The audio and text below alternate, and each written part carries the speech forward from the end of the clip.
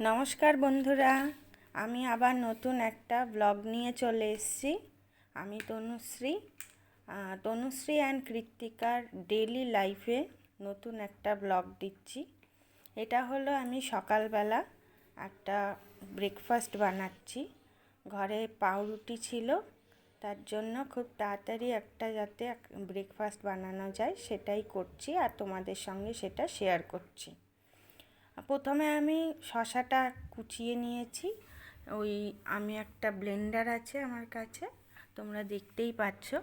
তাতে শসাটা কুচিয়ে নিয়েছি, তারপর একটা পেঁয়াজও কুচিয়ে নিয়েছি। আর আমি ওপাশে একটা আলু প্রেসারে সেদ্ধ করে নিয়েছি।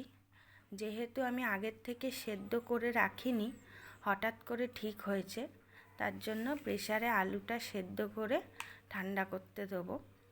আর আলুর সঙ্গে একটা ডিমও সেদ্ধ করতে দিয়েছি। তো আমি ব্রেকফাস্টে বানাবো হচ্ছে স্যান্ডউইচ।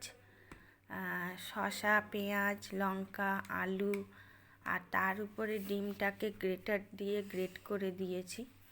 তো প্রথমে দেখতেই পাচ্ছ শসা পেঁয়াজ কুচিয়ে নেওয়ার পরে সেদ্ধ আলুটাও ছোট ছোট করে কেটে কেটে নিয়েছি।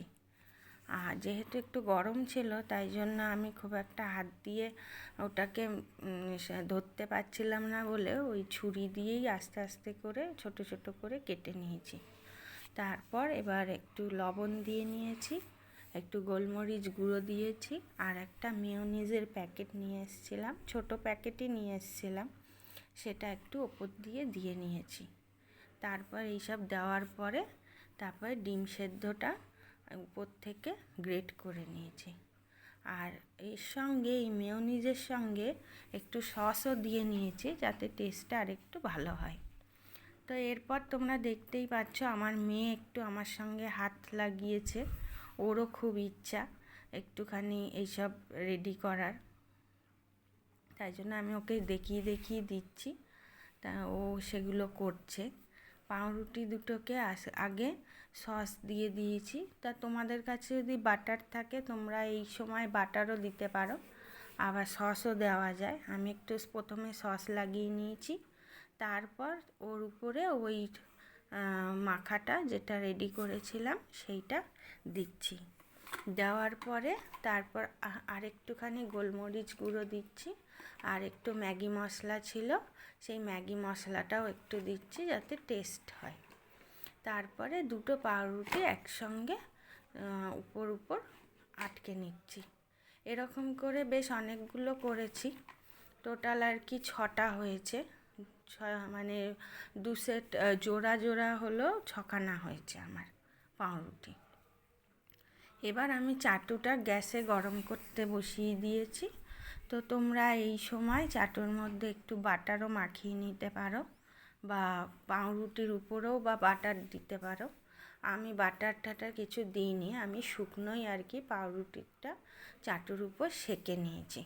কারণ কাঁচা পাউরুটি খেলে অনেক সময় অম্বল হয়, সেই জন্য একটু কড়া করে সেঁকে নিয়েছি। তোমরা দেখতেই পাচ্ছ পাউরুটির কালারটা কতটা সুন্দর হয়েছে। আমি কিন্তু কোনো বাটার কিছুই দিইনি, জাস্ট চাটুটা গরম হলে একটা একটা করে বসিয়ে দিয়েছি, তারপর উল্টে করে ভেজে ওটা সেঁকে নিয়েছি। আর একটা পাত্র যদি থাকে মানে ঢাকনা, সেটা একটু ওর উপরে রাখবে, তাহলে খুব তাড়াতাড়ি সেঁকাটা ভালোও হয়। আর তোমরা দেখতেই পাচ্ছ যে কত সুন্দর হয়েছে। আর এটা খুব হেলদিও ব্রেকফাস্ট, আর বাচ্চাদের টিফিনে তোমরা খুব তাড়াতাড়ি যদি দরকার পড়ে এই রকমভাবেও বানিয়ে দিতে পারো, ভালোও লাগবে, খুব একটা খারাপ হয়নি, আর বাচ্চাদের পক্ষে খুবই ভালো লাগবে।